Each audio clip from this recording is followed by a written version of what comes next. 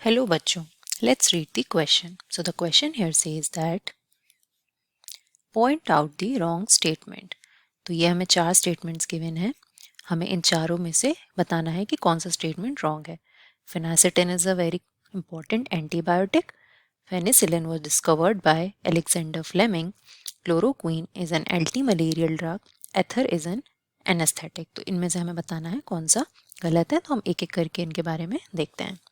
तो हमारा की कॉन्सेप्ट यहाँ क्या हो जाएगा? ड्रग्स. अब ड्रग्स को हम बहुत ही सिंपल भाषा में कैसे डिफाइन कर सकते हैं कि कोई भी जो कंपाउंड होता है, केमिकल कंपाउंड, जो हमारी कंज्यूम करने पर बॉडी की फिजियोलॉजी पे अफेक्ट करता है, उसे हम ड्रग्स कहते हैं. अब कुछ ड्रग्स क्या होती हैं, मेडिसिनली बेनिफिट करती हैं हमको. कुछ ड्रग्स हमको हार्म भी पहुंचाती हैं, जिनका कोई यूज़ भी नहीं होता है या फिर बॉडी को हार्मफुल होती हैं. तो जो बेनिफिट करती हैं ड्रग्स, वो तो मेडिसिन में यूज़ की जाती हैं एज अ मेडिसिन. और जो हार्म करती हैं उसका ड्रग ओवरडोज जैसे होता है, तो वो लोग ओवरडोज भी कर लेते हैं. या फिर अगर हम जैसे मेडिसिन की भी बात करें, तो अगर मेडिसिन भी कोई ओवरडोज कर रहा है तो वो भी एक तरह से ओवरडोज या फिर उसका अंडरडोज जो है वो बेनिफिशियल नहीं होता है. तो अब यहाँ पे हम एक एक करके इन पॉइंट्स को देखेंगे. फर्स्ट से स्टार्ट करते हैं, फिनासिटिन. अब फिनासिटिन क्या होता है? फिनासिटिन होता है एक एंटीपायरेटिक या फिर एनाल्जेसिक ड्रग. अब इसका मीनिंग क्या होता है? एंटीपायरेटिक या फिर एनाल्जेसिक क्या होता है? जैसे बॉडी का, जैसे कभी फीवर आता है बॉडी में, तो हमारा टेम्परेचर बढ़ जाता है. तो जो हमारे बॉडी के टेम्परेचर को नॉर्मलाइज करने में या फिर कम करने में जो यूज़ किए जाते हैं ड्रग्स, उन्हें हम कहते हैं एंटीपायरेटिक या फिर एनाल्जेसिक. अब क्वेश्चन में हमें क्या दिया है? एंटीबायोटिक. तो एंटीबायोटिक होते हैं वो ड्रग्स जो कि बैक्टीरिया की ग्रोथ को डिक्रीज करते हैं या फिर इनहिबिट करते हैं,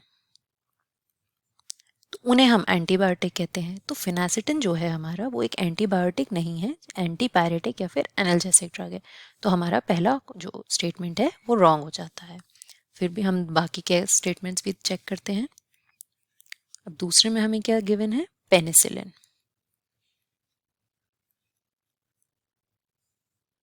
अब जो हमें पेनिसिलिन डिस्कवर किया गया था, वो किया गया था पेनिसिलियम नोटेटम से. पेनिसिलियम नोटेटम क्या है? फंगस है जिससे हमारा पेनिसिलिन एक्सट्रैक्ट किया गया था. और पेनिसिलिन जो है हमारा, वो है एंटीबायोटिक ड्रग. अब इसकी डिस्कवरी किसने की थी?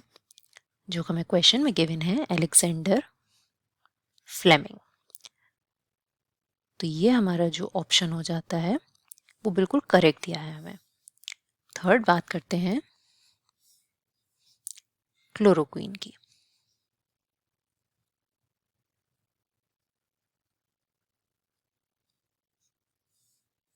अब क्लोरोक्वीन हमारा क्या है?